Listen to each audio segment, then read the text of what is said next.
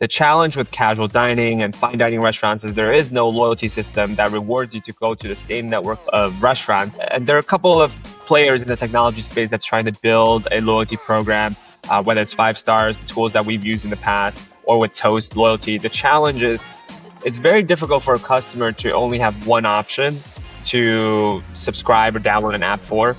And this is a challenge that we've seen in the past. If we only have one location, it's hard to build that loyalty program. But now that we have 45 locations open across bakeries to barbecue, to shabu, to hand roll, to skewers, to dumplings, and so on, it's a much more value-oriented subscription platform for our customers.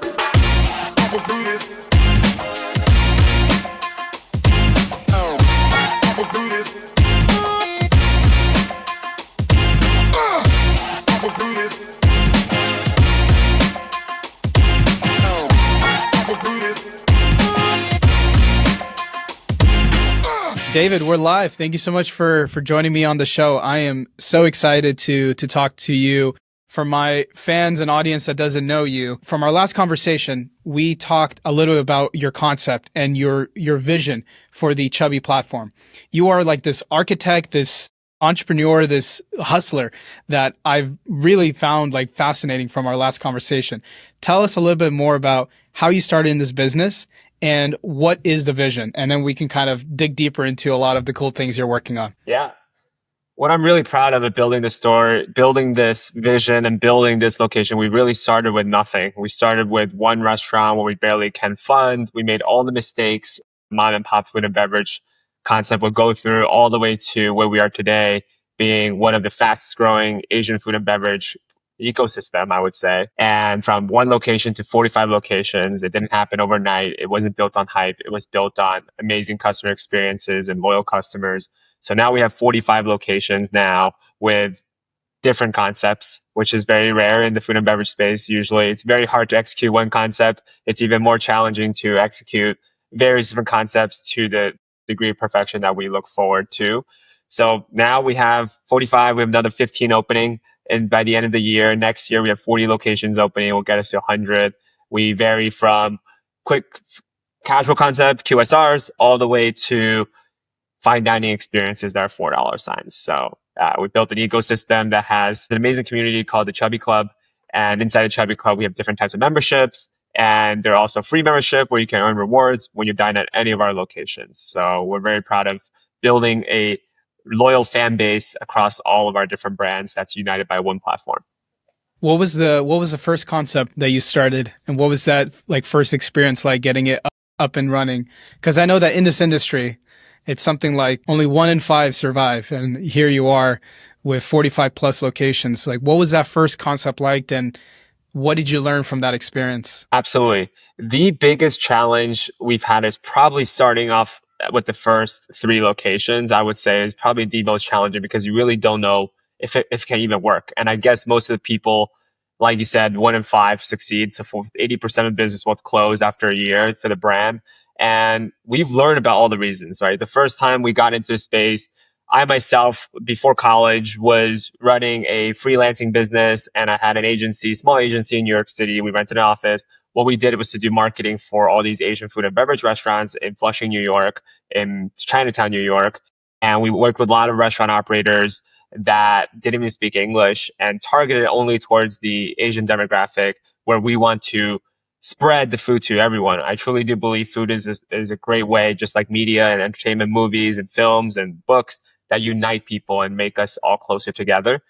And creating that first restaurant, we've learned a lot of the what I call the valley of death in every industry that you'll go through. You think it's all beautiful and dreamy, you create it, and the food costs will be 25%, labor costs will be 25%, occupancy is 10%, and then the rest of the miscellaneous costs of 10%, you make the remaining margin. But we don't realize you go through all these different issues, even from we got a terrible deal when we signed the rent. We were great friends with the landlord now. We're developing properties together with this landlord. We're working with it. But this was 10 years ago, the first location. We paid key money to the tenant that weren't making money. We're the sucker on that deal. We paid $350,000 for a restaurant that was losing money, where right now we wouldn't pay any dollar, and we would ask the landlord to give us tenant incentive. We didn't understand how construction worked. My partner would build a lot of the carpeting and do everything himself just because we didn't have the budget to even hire. But through that, we learned a lot. And the great thing is when we opened the business, when we finally did open the first Chubby Cattle in Chinatown, we had premium ingredients. It was the quote unquote most expensive hot pot in the city at the time for an average check of $45 a person, when our competitors, who are only serving mostly Asian customers, were only doing $12, $15 all you can eat. You put the lowest cost ingredients and you competed only on price. So Right. we came in, we created this different, have black Angus beef, very different type of experience. We took the best of America with the steak. I remember when we just opened the first location, I was doing interviews, and we talked about how we had for the first time fresh live seafood. We had for the first time black Angus steak, and not the cheapest frozen steak that you can find. And then we added on to Japanese wagyu and all these different type of premium ingredients. Provided premium customer service. It's no longer about, hey, Asian food is just this hole in the wall experience where you get bad service. We talked about premium customer experience. We talked about premium ingredients and premium ambiance, although the construction cost was high at the time. So a lot of things we went through. We went through a challenge of not understanding how to control labor costs and food costs. But what was one thing that was stable across all 45 locations built out over the past 10 years is we created experiences that people loved. And that's the most important thing. And then we figure out how to make it profitable and how to adjust labor, how to adjust food quality cost. But the core commonality is that the people have to love your experience, and they can love it for different reasons, whether it's price, whether it's a unique niche. But these are the things I will look at when I look at any concepts that we take on to the Chubby Club. We look at how unique is this experience? Is this way better than what the competitors offer? And that's something that we look at today now. That's super interesting because first of all, I love the mindset around just having a bias for action and just making those mistakes. And then you learn so much more from making those mistakes rather than just reading it from a book or listening to a mentor give you those those lessons that you'll eventually learn yourself. And so through doing that experiment, you learned a ton and has helped you kind of dial in your operations. But what I also found fascinating is that you saw that there was a need in the market, but the need wasn't for something incredibly different, incredibly showy. It was more so around the quality and about the experience and about the value that the customers were getting from going to a restaurant like Chubby Cattle. What did you learn from that first or maybe the second or third location that kind of helped you tweak the concept so that customers kept coming back? Absolutely. So when we talk about the customer experience, why it has to be unique, there are a couple of things we look into. I think it's very important, especially in the food and beverage space where the barrier to entry currently is very low. And the product differentiation might not be so high. So we want to ensure that when I looked at a restaurant experience for any food and beverage operators out there, it is about one, what niche are you looking at? What your competitors are offering in that niche?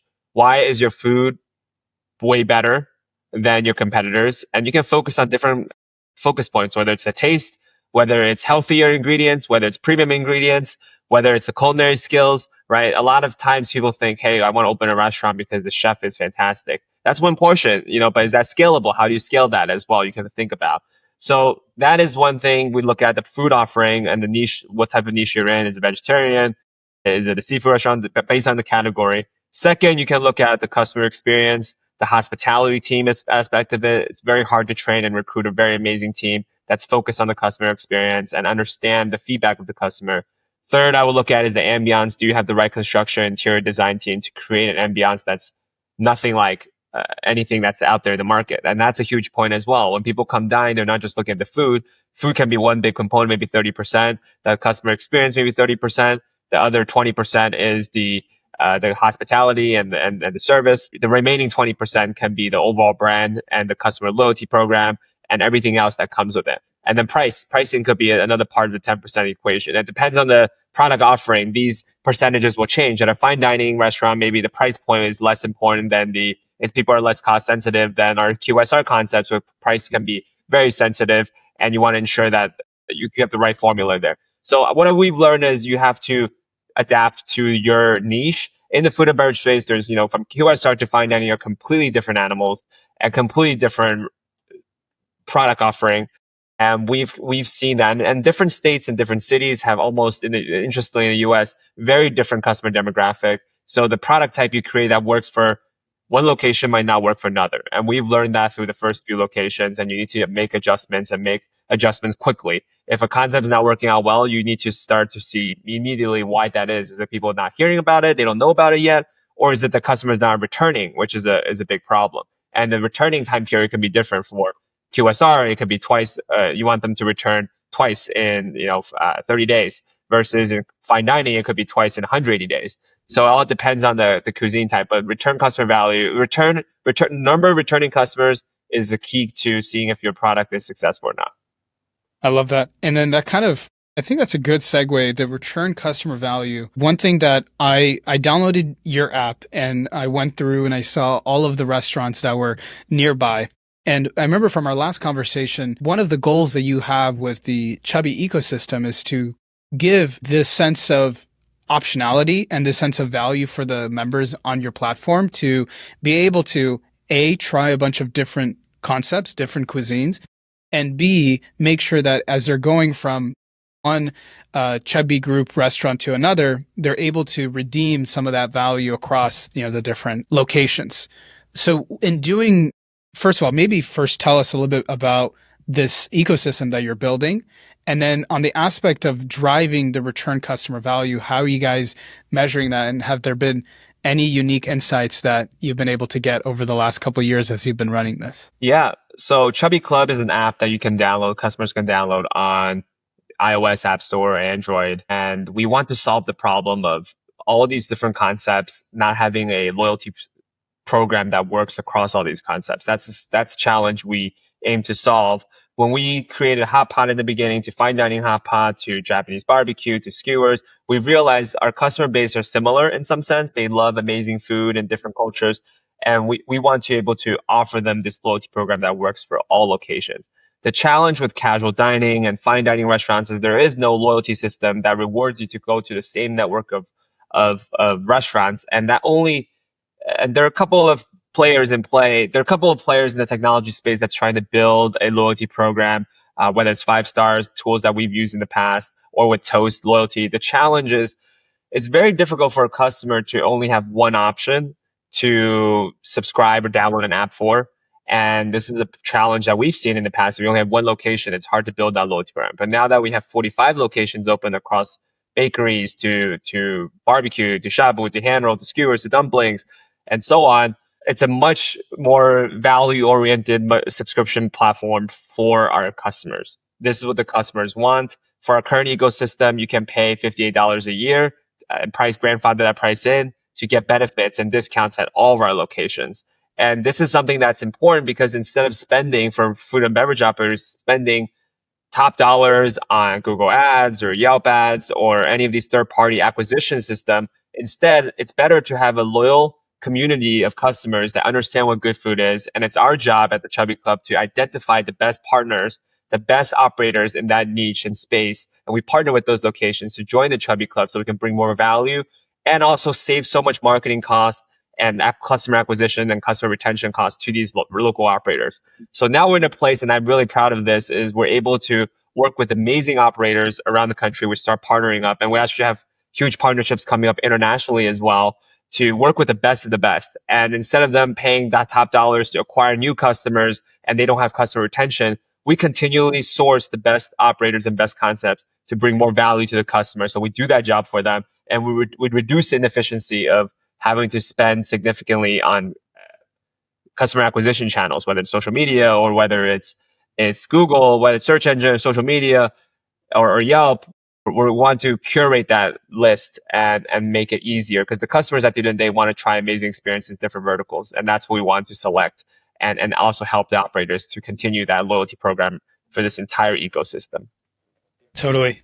I think about as you're running a restaurant, I've talked to hundreds of owners, entrepreneurs, and even chefs that run their own concepts now. And a lot of the times it's you want to focus on one aspect of running the business, whether it's, baking the best product and treating your customers extremely well and making sure they keep coming back. And as the restaurant industry has evolved over the years, I think everyone and their mother is talking about loyalty. That's one of the most important aspects and one of the most important technologies that these brands are investing into.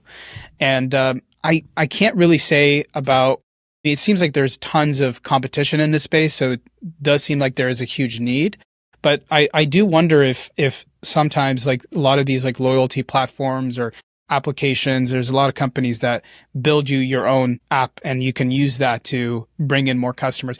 I wonder from the operator standpoint, what is most important for them? Is it about having a technology that's extremely easy for them to use and communicate with their customer? Is it more about making sure that the user experience on that platform is easy?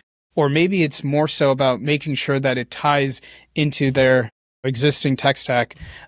Curious about, from your standpoint, as you've kind of been building out the loyalty component of it, what did you learn in that? What is most important for the operators for a platform like this? Yeah, that's very interesting that you say. So going back to answer your question, we have to go back to why the current loyalty systems have a challenge on adopting, and you don't see a lot of strong loyalty system when you go out to a casual dining brand or fine dining brands. One thing is the training process of training the servers to actually get customers to sign up membership. That's a huge part, and that's just not something that we see in the US. That this is a huge part in China. I think they do a great job at. If you look at Really? like Luckin Coffee's membership program, it's probably bigger than Starbucks. Don't quote me on this, but I do believe it is bigger than Starbucks, which is the number one membership program In the for food and US? beverage in the US, in terms of number of users and how often they use. The challenge with the current system is you have to train that and how the customer have to be seamless, that they don't want to download another app just for one restaurant. That it's very unlikely for a customer to even go want to download an app just for one restaurant usage, because they might visit it, like I said earlier, if for fine dining or casual dining, they might just visit it once every 60 days or 100, 80 days, 90 days, let's say. Let's say you do very well once every, 60 days even. And the challenge with that is they don't want an app on the screen for a location they're going to go twice a year, and it's not worth it for them to even join a membership or a subscription. Imagine Costco's only had three items just for selling milk, right? That's not something that you would buy a membership for the location. So this is why if you just have one brand and concept, I think you want to make sure the experience is easy as possible. So a texting campaign, getting them on a text platform will be helpful. Just saving their phone number so that they don't have to download an app and they can just pull up their phone number or their credit card. I think Toast does a great job for that. And the rest remains to make sure that the operators are actually training the service to get the customers to, hey, you should sign up for this, free to join. You get earn points. And that's the easiest way to get the loyalty going. That's something that we did prior to Chubby Club experience. The second part, when you look at solutions like 5 stars or downloading the app, I think there's a fundamental challenge here because the food and beverage margin is very low. As you know, it's like you said earlier, 4 out of 5 restaurants go bust after a year of operation is the stat in the US. And if you look at the overall financials of restaurants, the margin of the restaurants is like 2-3%. Super low margin business if you consolidate all the restaurants. And asking a restaurant, even with 4 to 5 locations, to take on a cost of a software and a software team to support the membership is very challenging. And to then you have technology company that also has to be profitable, where they have to suck in the 2% or 1% for the business. And we've seen those, right? Like this is why Groupon didn't work, or there's similar companies out there right now that give significant discounts to the customers. And that's just not sustainable because they're, in my view, they're giving like injection of cash to a restaurant in the short term, but you're Right. devaluing the brand on the long, and they don't want to come back Absolutely. again with your restaurants on the Groupon, an example like that. And then you have platforms that just a platform like that simply just doesn't work. They take too much cost away from the restaurant, too much percentage in order to get the customer base. But that's the only way the customer will sign up is because of this. We are in this very interesting place where the app we created, the ecosystem we created actually help operators. We're not charging them a ton on percentage on this. We're not offering significant discount in that sense, but we're offering significant rewards for incentivization for customers to stay on the ecosystem. So it's a happy medium because we don't need to make significant margin on the tech side. We provide a lot of resources on the supply chain side to like food and beverage, from the ingredients, from everything we can supply, construction, marketing to the operators on our app. We don't need to make a significant margin on the app. We just want to bring value to the customers. So it's this happy balance where You're not giving 50% off like Groupon does, or taking 50% discount from the local operators, and that's the model. Instead, we are gradually growing this happy, balanced place where customers getting great benefits and the operators are reducing their customer acquisition and increasing lifetime customer value. And everyone wins by having this middle ground platform that we built out. And in this platform, there's already a bunch of other great concepts for customers to enjoy. And now we're just adding on these other concepts. And we pay them. We pay the operators that are on our ecosystem. So very different model from the Groupon of the world, very different model from the current tech stack that you pay a couple $100 a month for, that honestly, some restaurants just can't afford because they can't see that. Just like I said earlier, people don't want to download the app, and they're not seeing the utility of that. So we're that middle ground, an interesting space that we solve that problem of not having enough concepts on there and solving the problem of pricing the technology too high. So it's an interesting place to be right now. I think that's a extremely unique insight. It brings me back to this article I read. Do you know a company by the name of Slice? I don't. No. Slice is a vertical software for pizza restaurants. They started off, I think, just helping outsource a lot of the phone calls for pizza restaurants. And over the years, they developed a POS platform. They help a lot of independent mom and shop pizzerias with their boxes. So they've kind of created the entire supply chain for these independent mom and shop pizza restaurants and package it as something they call like a modern franchise. And they help these smaller brands compete against the Domino's and the Papa John's of the world. I found that to be very similar to kind of, maybe this is an analogy to what you're doing, is that you brought up the fact that you allow these, because it's not a big part of your business, you are able to invest in building up a really good platform that you can offer to your operators at a significantly discounted price. But then there's also other aspects of the Chubby Club ecosystem that you talked about, from supply chain to marketing to your best-in-class team, that help these operators run a more effective restaurant and compete against the franchises of the world. Absolutely, yeah. And I'll talk about Slice. I think I've heard about it. Slice is essentially building the ecosystem for pizzeria.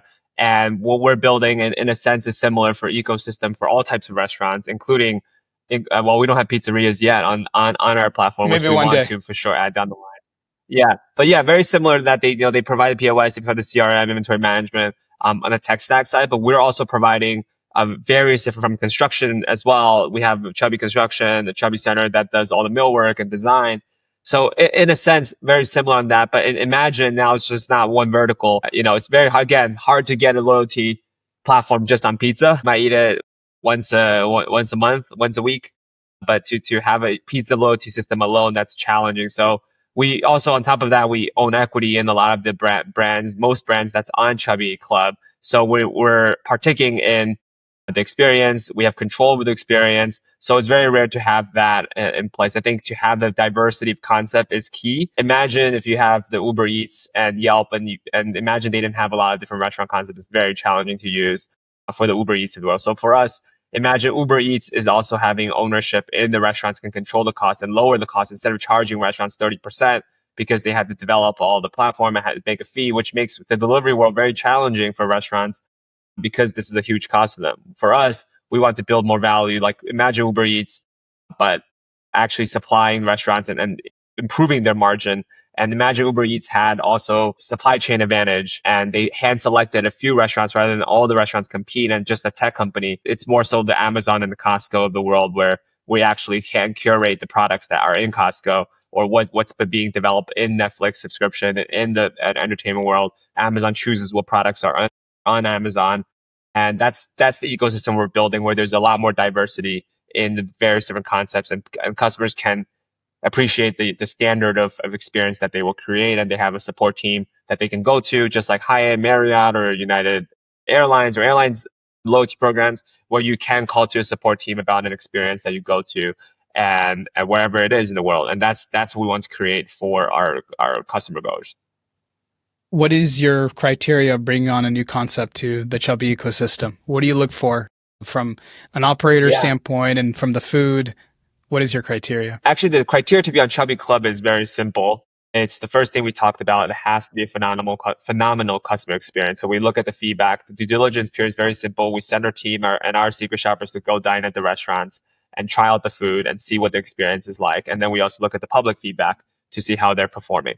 That is the only standard that we look for to be on the Chubby Clubs, to be qualified to be on the Chubby Club ecosystem. And then secondly, we look at the operators. Are they able to understand the tech, understand that they have to push memberships and app usage at the location? That's the second part. But the first part is this a concept that's loved by the people? We're not going to take any concept that's in our view, in my personal view, I would say, okay, this is just a concept that's nothing special. That's what it is right now. That's the status quo. We want to get the concept that's always beyond, above the status quo.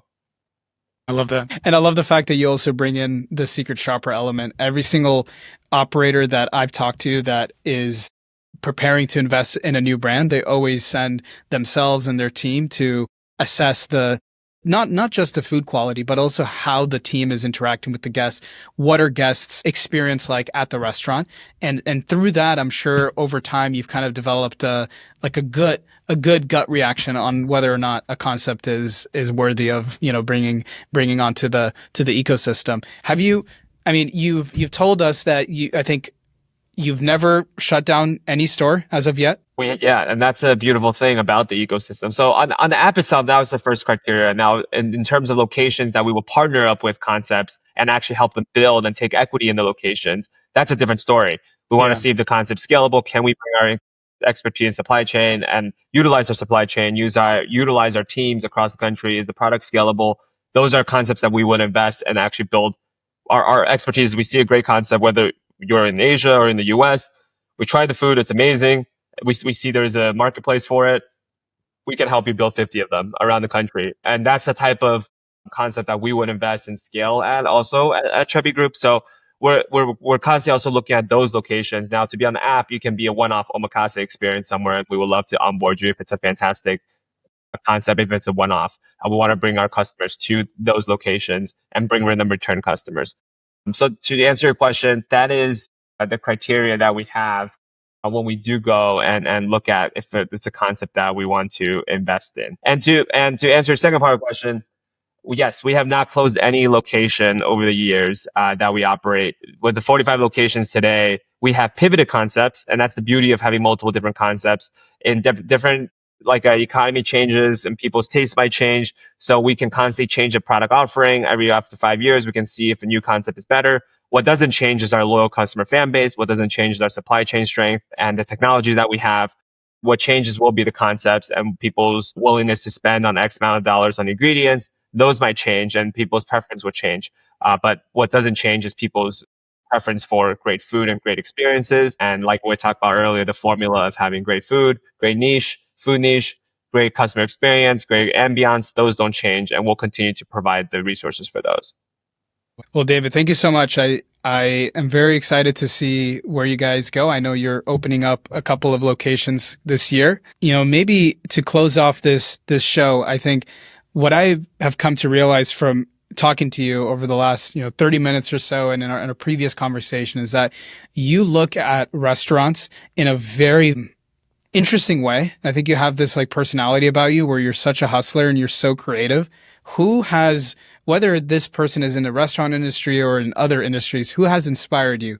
Who gives you like the fuel to keep going? Yeah, who has inspired me? And this might be a crazy answer to you. I would say my customers have inspired me, and my team has constantly inspired me to the day to day, because that's what gets me going on a day to day basis for the past 10 years.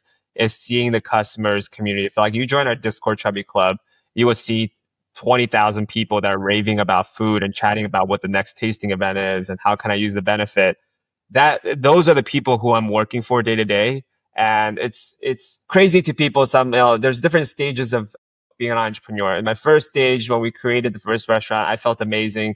The feeling of the first customer that came in, like, wow, David, this is an amazing experience. Never had hot pot like this. That is certainly what keeps us going. It was, many people might have presumption that the entrepreneurs of the world, the billionaires of the world, that they are creating because they need more money to buy a yacht or buy this. I don't think so. I think it's the feeling of the impact that you get to make. And it is selfish. It's this huge satisfying feeling of like what you've created is impacting the world, and that game changes. From the first location where I'm painting, I remember in Philly, and I was painting this third location when I was in college. So I went back to school and I was painting the wall myself, and the customers would come in, or my students and my friends that are going to school at the same time. That was an amazing feeling. So people that inspire me are the customers that give us feedback, the customers that say, "Hey, you guys should do this," and seeing their reaction. In fact, the Chubby Club membership system was founded on that. Hey, we have great customers that want to have loyalty program across all of our locations, and these things then we learn from the Hyatt of the world what systems have worked in different verticals, and we apply the technology. But certainly the customers' feedback, and that has been my biggest inspiration. The team, I'm inspired by the team that we create, that are doing amazing things on our team, that's working days and night, that's giving us ideas, that's building out the Chubby Club ecosystem, that's building out the Chubby construction, the supply chain. They continue to inspire us, the ownership, to do better, to help them with their job. So when I say my role is, I'm really working for the customers, working for the team, and then I'm working for the investors.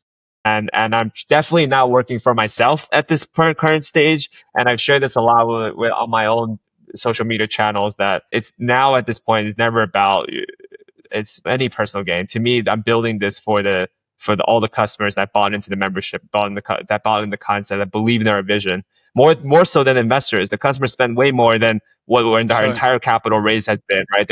We're doing $250 million a year in revenue, and that's customers' capital believing in your brand and saying that I want to spend it again and again in your restaurant, and bring their friends and loved ones together. And so my job is how do I make them happier? How do I make them come back? How do I reward them more for visiting? How do I even bring them onto the cap table and ecosystem? We even test the products and technology for that. So that's who inspired me daily, to be frank. It's not one individual and then another vertical. Certainly, you have the McDonald's of the world, where you look at the founders, you watch the movie, right? Like how they were able to build and how they turned real estate. But that's just great inspiration, and that's great for motivation. But accountability is your customers. If I get a negative feedback from a customer that DM me on Instagram, I'm going to figure out what's going on. I take that way more seriously than anything else. Yeah. Love that. And I think that is what every single founder should be focused on, especially with our team. Like, are recovering from a pretty bad customer experience right now. And the reason why it hurts so much is because you care. And if you follow what customers say, you'll build a great product. So David, thanks so much for your time. I know we went over. You are freaking killing it. I'll have all your links down below. You guys are everywhere. So I'm sure my audience will definitely connect with you. Thank you for all you do. And I really appreciate you joining the show. Thank you, Dan, for having me. Hope to see you soon in California. Yes, sir. All right, man. Peace.